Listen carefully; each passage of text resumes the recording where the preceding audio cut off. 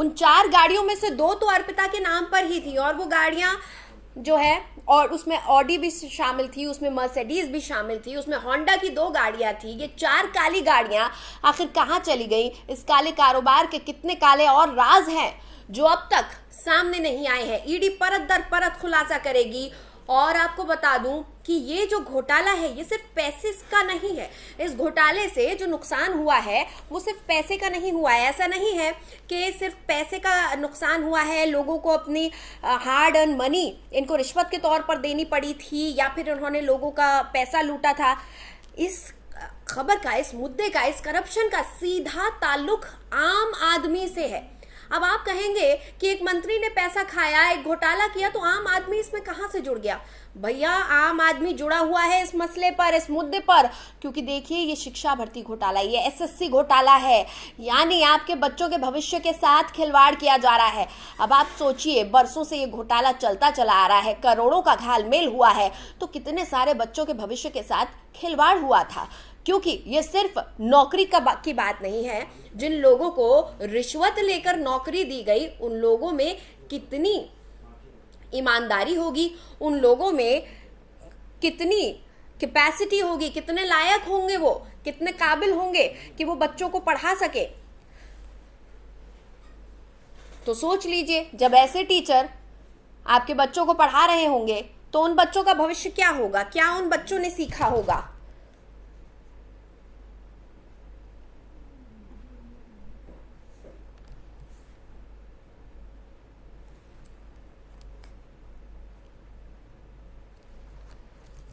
तो लगातार हम आपको ये तस्वीरें दिखा रहे हैं, ये रजिस्ट्री के कागजात हैं, जिससे साफ पता चल रहा है कि 2012 से ये पूरी पार्टनरशिप चली आ रही थी। और जब फार्म हाउस खरीदा गया है 2012 में, तो जाहिर तौर पर इस कट मनी के कनेक्शन के शुरू होते ही तो फार्म हाउस नहीं खरीद लिया गया होगा। जाहिर तौर पर कहीं ना कहीं से आपस में जान पहचान हुई होगी, संबंध इतने प्रगाढ़ हुए होंगे कि काली ये जो कलंक कथा है इसके प्रमाण मिलने लगे, इसके प्रमाण वो छोड़ते चले गए।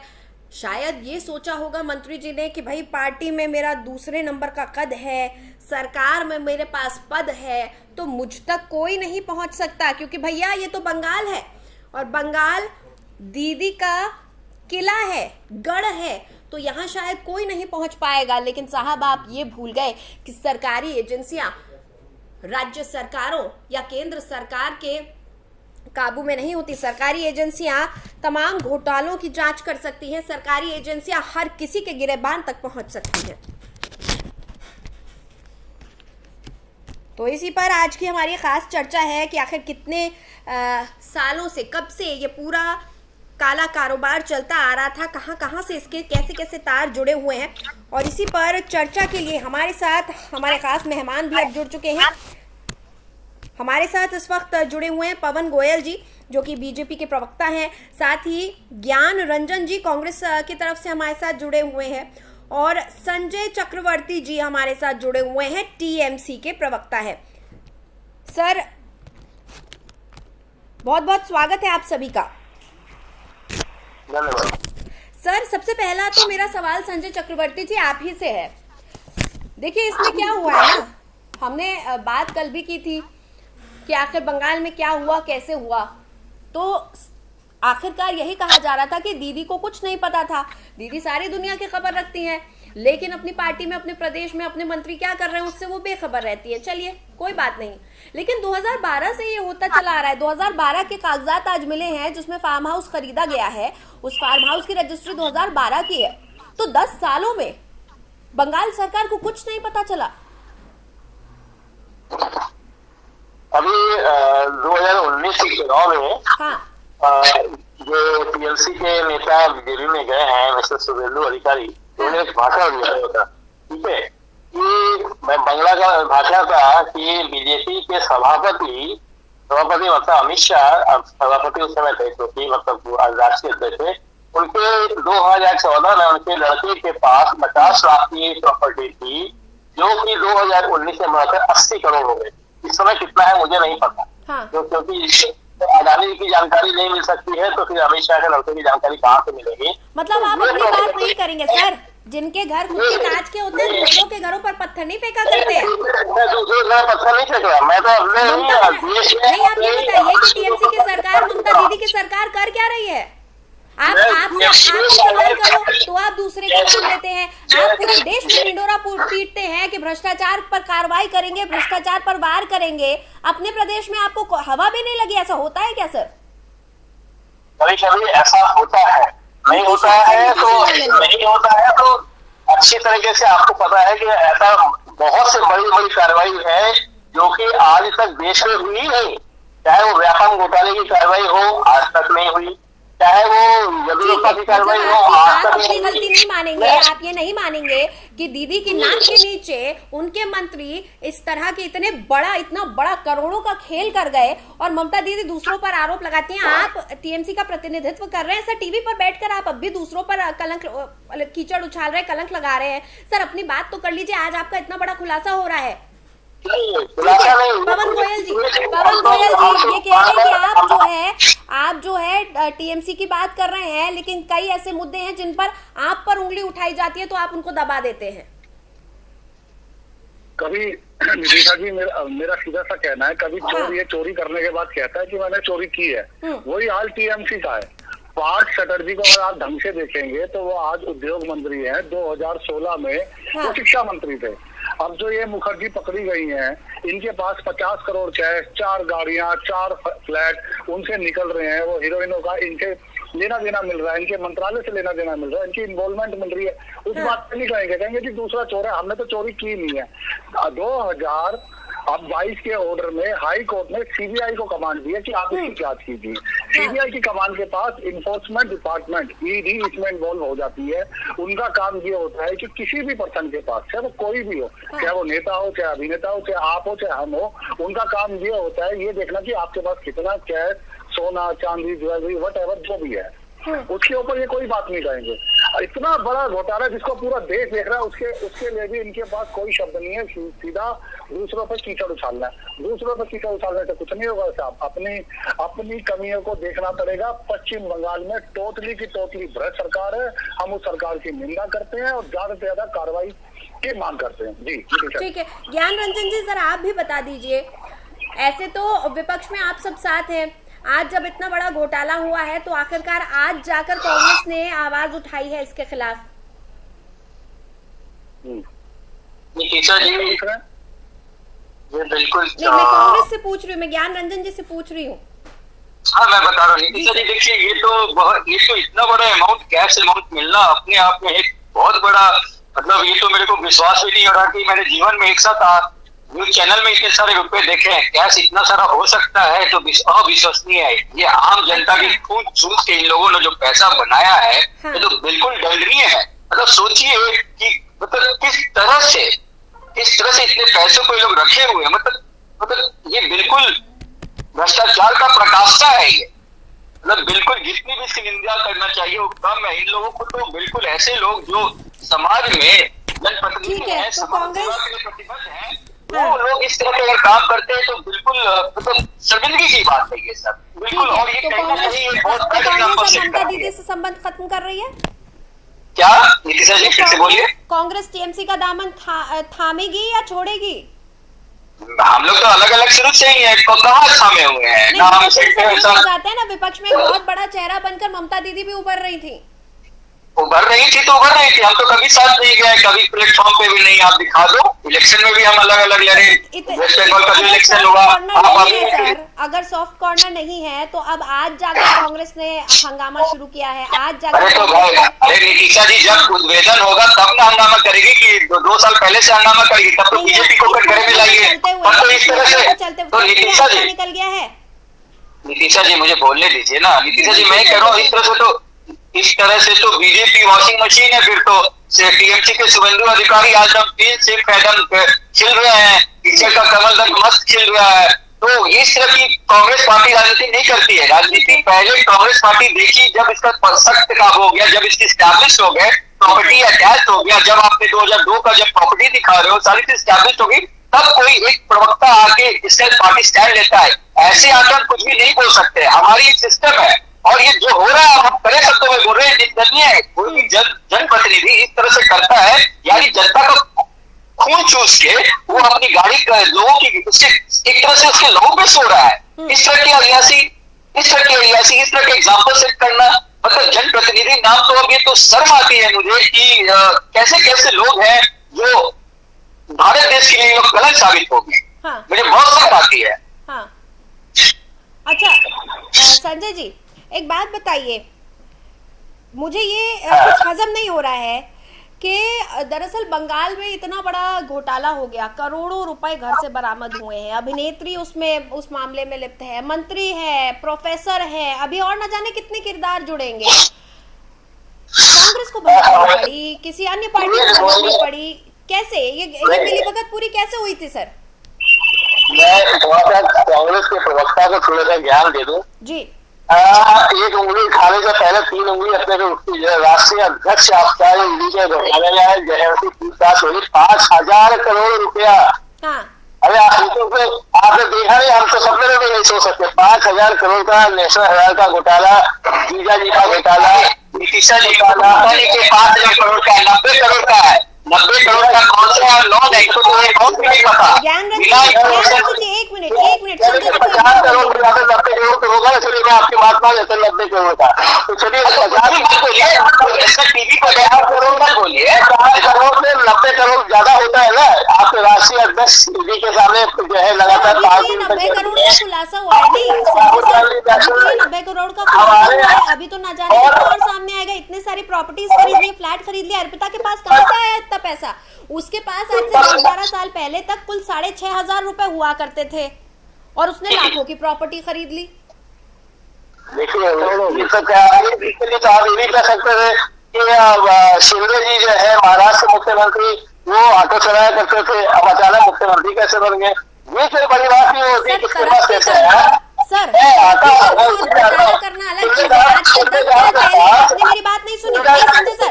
10 साल पहले जिस व्यक्ति के पास 6,500 रुपए हुआ करते थे, उसने 20 लाख का फार्म हाउस कैसे खरीदा? मेरा सवाल ये है, मेरा सवाल ये नहीं है कि वो तब 6,500 कमाती थी और आज वो एक सफल अभिनेत्री कैसे बन गई। या तो आप सवाल करते रहिए या मुझसे जवाब ले लीजिए। मैंने कुछ सवाल किया जा रहा है सर, उसकी बात कीजिए, गुमराह करने की कोशिश मत कीजिए डिबेट को। घुमाई क्यों नहीं, क्योंकि एग्जाम्पल देना जरूरी है ना, एग्जाम्पल भी देना जरूरी है ना कि आगे शिंदे साहब के पास इतना पैसा कहाँ से आया कि वो 50 MLA को लेकर के गुजरात जाते हैं, फिर वहां से गोवा जाते हैं, फिर वहां से आसाम जाते हैं, बाकायदा स्वीट बुक होती है 50 MLA के लिए। ये पैसा कहाँ से आया, क्योंकि इसकी जानकारी कब करेगी कोई नहीं बताएगा, इसके लिए कोई नहीं बताएगा। गुजरात में जहाँ शराबबंदी चल रही है वहाँ मौतें होती चली जा रही है, इसके बारे में कौन जवाब देगा? किसी ने अभी तक जवाब दे दी नहीं दी। मैं आपको बताता हूँ और बताता हूँ, हम लोग वहाँ पे सोमवार के दिन बाकायदा कैबिनेट की बैठक होने वाली है और एक्शन होने वाला है। इसका इंतजार करिए, परसों तक का इंतजार करिए, बहुत एक्शन लिया जाएगा। हम लोग किसी को छोड़ते नहीं है। 7 दिन के अंदर बाकायदा उनको पार्टी से भी निकाल दिया गया, उनके सारे पद छीन लिए गए, उनको मंत्री कर ले। लेकिन अभी तक किसी जिसने भ्रष्टाचार किया हो उनको बता दीजिए कि उनके खिलाफ कोई कार्रवाई किसी भी सरकार ने की हो तो बता दीजिए। सत्येंद्र जैन 1.5 महीने से अभी भी जो है जेल में बंद है, लेकिन आज तक उनसे टीका नहीं लिया गया। हम लोगों ने 7 दिन के अंदर बाकायदा इस्तीफा ले लिया। ये एक होती है कार्रवाई, जिसे कहते कार्रवाई करना। ममता दीदी ने कार्रवाई करके दिखाया। अब ये शुभेंदु अधिकारी भी जैसे लोगों को पालते पूछते नहीं है, जैसे जो बीजेपी पाल रही है, उसी तरीके से हम लोग ये काम नहीं करते। अब ऐसे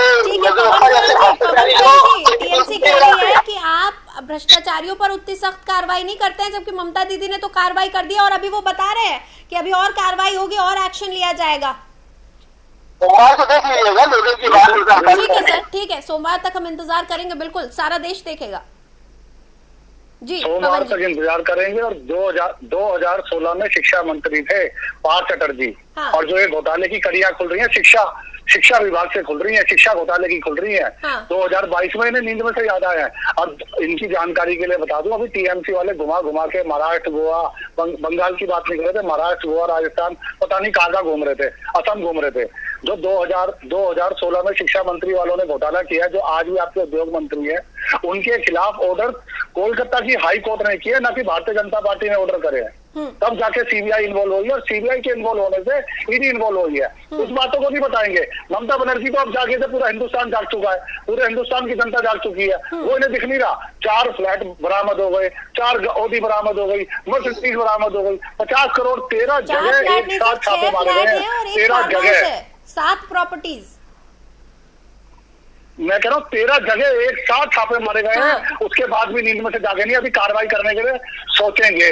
वो मंत्री है, जनता नहीं है, आप और मैं नहीं है। ना तो भारतीय जनता का प्रवक्ता है कोई, और ना ही कोई न्यूज एंकर है। बहुत बड़े मंत्री है, रक्षक ही भक्षक बने हुए बैठे हैं। अगर किसी पार्टी का, जिस लोगों ने शिक्षा देनी है, जिन नेताओं ने शिक्षा देनी है, किसी भी परिवार को, किसी भी सदस्य को, किसी गरीब को शिक्षा मिलने की जगह उनका पैसा ही खा जाओगे, उनका पैसा ही खा जाओगे।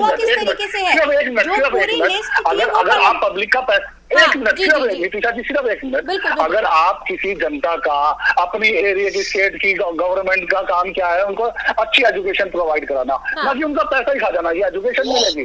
जी आप बताइए आप। देखिए हुआ क्या है, मैं आप सबको बता दूं, ये घोटाला ऐसे नहीं कि आपने सिर्फ पैसे ले लिए हैं, घालमेल कर दिया। आपने पूरे जो बंगाल के बच्चे हैं उनके भविष्य के साथ खिलवाड़ किया है। आपने एक उम्मीदवार कैंडिडेट, जो एक केपेबल कैंडिडेट थी, उसको आपने जो है पूरी लिस्ट से ही बेदखल कर दिया था। उसको नौकरी के लिए वो एलिजिबल नहीं थी, उसको 21 नंबर पर पहुंचा दिया था। और जो लायक ही नहीं थी, जिसके 16 नंबर कम थे, क्योंकि वो किसी के रिश्तेदार थे, आपने उसको 1 नंबर पर पहुंचा दिया। मतलब आप सबकी मेहनत पर पानी फेर रहे हैं। जो पढ़ लिख कर एग्जाम दे रहा है, कुछ बनना चाह रहा है, आप उसकी मेहनत पर पानी फेर रहे हैं। जिन बच्चों को वो जाकर पढ़ाने वाला है, आप उसकी मेहनत पर पानी फेर रहे हैं। जी जब आप असम से और महाराष्ट्र से और भारतीय जनता से पार्टी से मांग रहे हैं। ठीक है संजय जी, आप कुछ कहना चाहते हैं, कहिए। घोटाले मैं कुछ कहना चाहता हूँ जी। मैं इसलिए कहना चाहता हूँ कि उत्तर प्रदेश में शिक्षा घोटाला जो हुआ है, उसका जवाब नहीं कौन होगा। सैकड़ों शिक्षक सड़कों पे बैठे हैं। घुमाएंगे नहीं, हमारी तरफ से कार्रवाई हुई है। मैं ये कार्रवाई की बात कर रहा हूँ। आप लोगों ने कोई कार्रवाई नहीं की है, कार्रवाई की है, 7 घंटे तक कार्रवाई की है।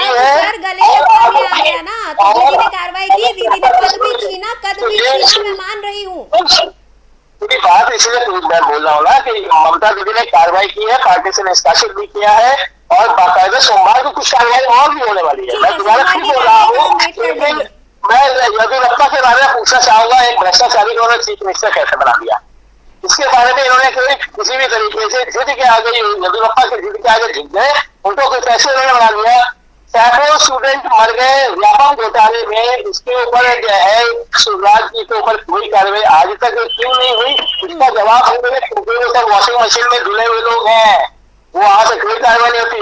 अब आके बंगाल में, अब मैं पूछना चाहता हूँ, शुभेंदु अधिकारी के बारे में आपने आज तक क्या कार्रवाई की है?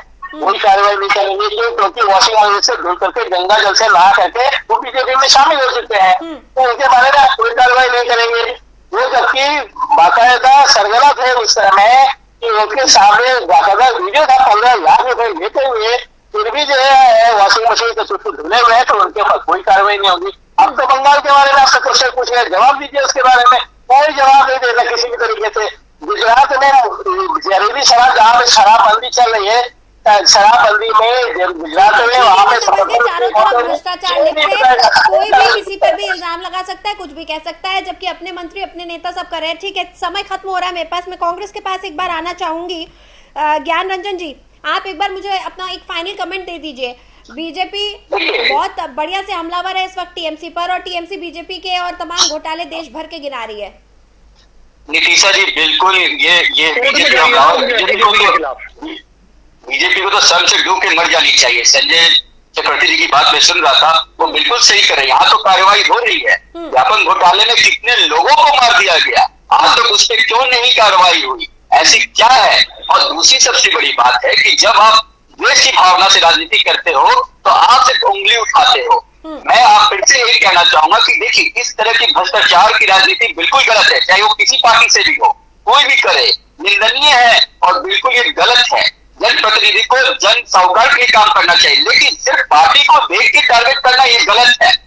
अगर कोई भ्रष्टाचार बीजेपी में है तो उसकी भी कार्रवाई हो, लेकिन आज के परिवेश में ये हाल हो चुका है कि सरकारी तंत्रों का दुरुपयोग करके लोगों को शोषण किया जा रहा है। इतने बरसों से यही देख रही हूँ हमारे देश में, जो भी पार्टी विपक्ष में होती है अगर उस पर कार्रवाई होती है तो पूरा इल्जाम सत्ता पक्ष पर और तमाम सरकारी एजेंसियों पर मर दिया जाता है। बीजेपी का एक फाइनल कमेंट सर, अब वक्त मेरे पास एक लाइन में आप प्लीज संक्षेप में अपना एक फाइनल कमेंट दीजिए। नितीशा जी, मेरा एक ही कहना है, सिर्फ एक ही रिक्वेस्ट है कि सीबीआई ईडी से उनको डर है जो चोर और बेईमान है।